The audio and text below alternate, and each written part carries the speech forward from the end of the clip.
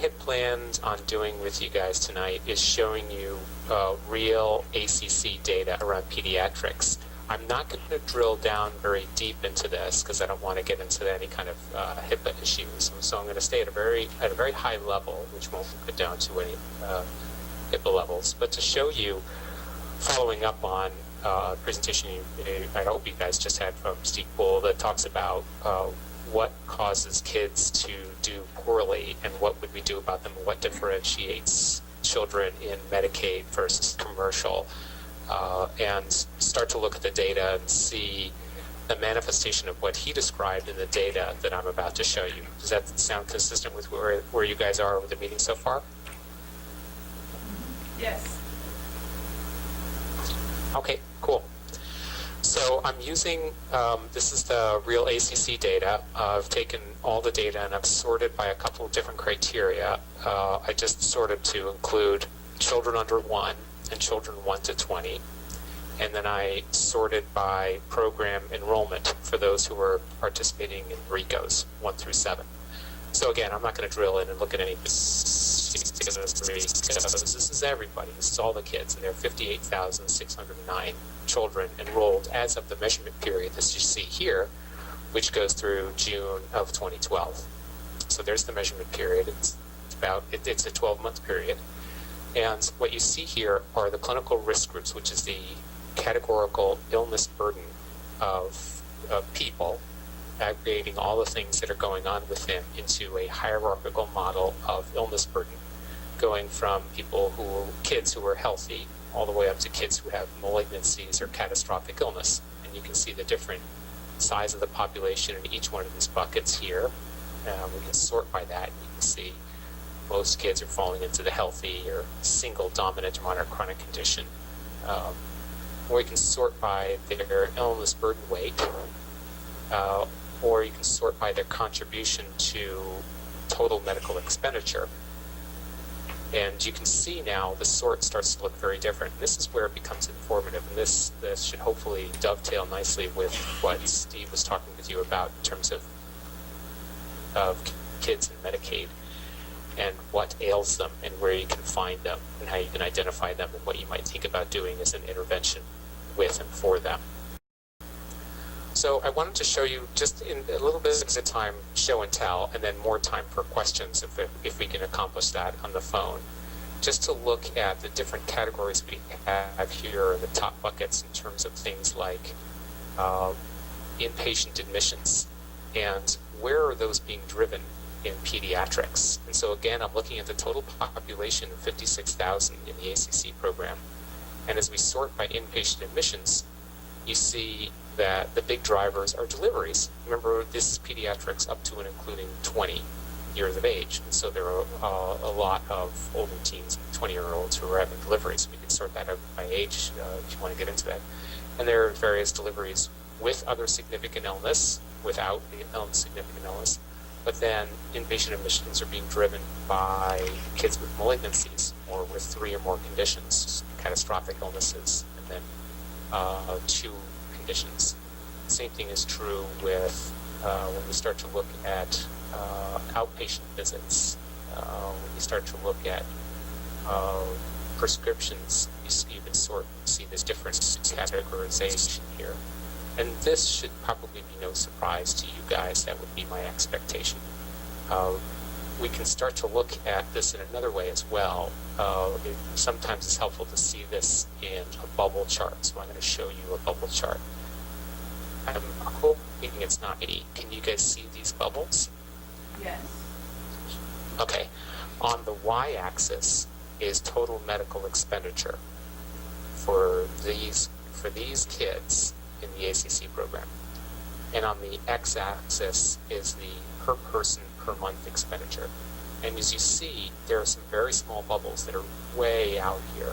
For instance, here are kids, there are 58 children in the program who spend a total of $3.7 million a year for an average per person spend of $5,400 per kid per month, who have 3 or more dominant chronic conditions. Over here, you'll see there's 51 children spending 1.447 million, and those with kids with malignancies. But they don't contribute a huge amount to the total cost of care. Yes, those are very important kids, and they've got very severe things going on. But if you're working on a program where you need to demonstrate, let's say, to the legislature that you can have an impact on overall Medicaid budget so that you can expand coverage, for instance, or do more things, you've got to look at the y-axis, which is the total cost of care. And this is being driven by kids with two conditions, where there are 2,100 kids spending $36 million a year for an average of $1,456 per kid per month. And that's where it starts to get interesting, because you can start to look at these kids with two or more conditions and ask what's going on, why are they so high. There are two other bubbles that are up pretty high on the y-axis as well, and that's kids with a single dominant condition or moderate chronic conditions. What I was going to show you here is going to be no big surprise, but if you start to sort on total medical expenditure, children with single dominant conditions are driving a lot of that. And as you would expect, as the data catches up here, as you look at the diagnoses inside single dominant conditions, a lot of that is going to be driven by asthma, which is no surprise whatsoever. So I'm just going to show you then sort by total expenditure within the single dominant condition. So there are 2,200 children with asthma driving $6.65 million with a $30 million total expenditure. But schizophrenia beats it, with 987 kids with schizophrenia, pervasive developmental disorder. And you start to go down the list and you'll see other things. And this is where it starts to get interesting in terms of the complexity of illnesses that can impact even kids. I don't think any of these will be a surprise. One thing will be a surprise as you begin to see an uncoupling of medical expenditure and clinical risk group. This is a very low illness burden group, 0.581, yet driving increased medical expenditure. And I think we're going to see over time that there may be a ratcheting up of illness burden of kids with obesity as we start to understand more of the implication of that in terms of health and outcomes. So this is just an example of how you can begin to look at kids. I wanted to go back to showing you the total. Come back here and do it this way and show you what happens when you begin to look at children with two or more conditions and what's driving that. You're going to see, again, a lot of different diagnoses and see that there's quite a bit of complexity in the kids who are driving medical expenditure and the things you may need to do to address them. This is where, in conversations Steve Poole and I had before the meeting, creating the health home approach for complex pediatrics is so beneficial in terms of addressing some of the complications that happen with complex children in terms of being able to navigate a complex medical system where they're working with multiple different specialists, that they're trying to deal with kids who have more than one condition, needing more than one specialist in different care settings to come together. I think I'm seeing bandwidth issues on my screen as well. That's probably coming through with you guys. So we may have trouble drilling in and looking at that data. So I didn't want to do a deep show and tell. I wanted to give you some example of the data, which I don't think is surprising, but then open up to questions and then offer to dig in if you guys have specific questions or area of interest based on what you had been talking about earlier in the evening. The table you're seeing right here are children with two conditions, which I showed you in the earlier bubble charts, account for a disproportionate amount of medical expenditure. It's very similar to what we see in adult populations. It's a smaller population in kids. It's out of the 56,000 in the program, only 2,113 are in this bucket. But they're driving $36 million worth of spend, which is an opportunity to think, is there something that could be done different to help them navigate the system? We have our first question. Sure. Dr. Moore, this is Anita Rich with CCHAP. My question is for many of our family practices, it's really difficult to get pediatric data separate from their adult data. You can search, you can, screen for it on when you get into the specific data, but on the home page where there are statistics and that sort of thing for KPIs, is there any anticipation of being able to pull the pediatric data away from the adult data so people can make good decisions about interventions and where to intervene? Yes, there's probably a relatively simple workaround you can use at this time, and you may already be doing it. As you look at the member lists, I'm going to dive out of here for the moment, and actually I'll just open another browser and I'll show you how you can get there while we're talking. But you should be able to pull up a member list and see the date of birth, and you can do a sort by that and do cutoffs. It's a little bit of a workaround, but at least it can give you data immediately while we think is there an easier way to show you what it is you're asking for. By the way, I'm showing dummy data. These are not real patient lists at the moment, so I had to go over here because I was going to drill down and show you actual people, so I had to do it with a dummy data set so I don't expose anybody. So I'm bringing down one of the Excel spreadsheets that looks at patient segment that would be consistent with a small population with high medical expenditure. So here's how, when you open this file, you can do this with your entire patient population, or you can do it with one of the illness burden segments. But when you open the file, you'll have member date of birth, which means you can sort by age at this point. It's not, wonderfully elegant, but at least it's there, so you can do it now at this point. So I do that by creating the sort button here in this sort, descending.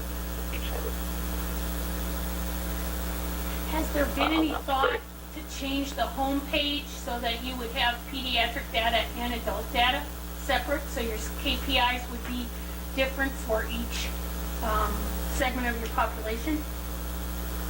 Yeah, I think that's interesting. I think it's something that we could definitely bring back and have a discussion about. I don't know what the answer would be, but we have to. That's something we could talk about with HICPOF and see if it would be something that they would want us to do for you guys, and if there are enough of the groups that are interested in doing that would create some weight behind the ask.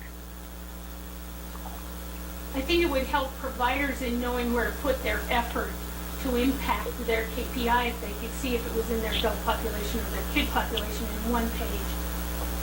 The other question I had is we've been talking about Cavity-Free at 3, which is an oral health initiative that we're doing here in Colorado. And what is the way that you could take one of the kids and find out for yourself if you've done your well visit attached to a Cavity-Free at 3 visit and billing, so that you could run your own data around, I did all of these well visits for kids under 5, and they all got their Cavity-Free visit or application and bill at the same time. Is there a way of doing that? Yeah, I don't know. It depends on how that data is captured in the claims system and whether or not that's passed through to the SDAC. And then we have to address the next question is there a way that we could put it into one of the tables so that you could run the report and look at it? Yeah, so it is a billed service, so it is billed on its own CPT code. Right, and then the question is, does it come through to the SDAC from HICPOF or from wherever? So you've answered the first question, which is yes, it goes in as a claim. So we need then the next two, which would be, does it pass through to us? And then the third, can we populate a column somewhere and in a file for you guys so that you can look and see, look for the gap. So let me take that back. If you could email me the specifics around that in terms of what that is, then I can post the question to our team so that we can make sure to answer and get them back to you. Certainly, will do. Great. This is Steve Poole here. We had a provider earlier ask if there's a way to capture immunizations in this SDAC data. Do you get those immunization codes and the frequency. The question would be, has the child gotten everything that needed in terms of immunization by age 2? I'm just wondering if that's Right. something that could be captured. Yeah, I think it's an excellent question, and I think it's something that we definitely need to explore. I know in many states, and I don't know about Colorado, so there are sometimes state initiatives that don't necessarily generate claims. If it's captured in claims, and again, we just have to go through that three-part answer. Is it captured in claims? Does HICCUP pass it through to the SDAC? And then can we present that in a way? I think it is interesting. And so, again, to the extent that the RICOs would very much want this, we then bring that back to HICCUP and say, and then go through the process and see. But in the meantime, we can at least check and see if it's even feasible. So I'll make a note of that. We have two people here from HICCUP. Is this a question you want to pose to them, or is this an offline question? I think it's going to Offline. take them, offline, because we just need to do a little bit of digging and research. Sounds good. Any more questions? Although, especially when I'm not in the room, I love putting people on the spot. I think that's fun. Any more questions for Gordon Moore? Gordon, is there a 30-second summary you could leave this group with? I think only those in the very front rows saw your maneuvering around the SDAC data, and yet many are familiar with the premises of it from looking at their own data. That does include adult and kids, but is there kind of a couple take-home points that you would generalize for the kids' SDAC data, and then we'll close and hopefully next time have you back here in person? Yeah. The point is that even in a pediatric population, the children whose outcomes are driving total cost of care are those with 2 or more conditions, and that's very consistent even with adult populations.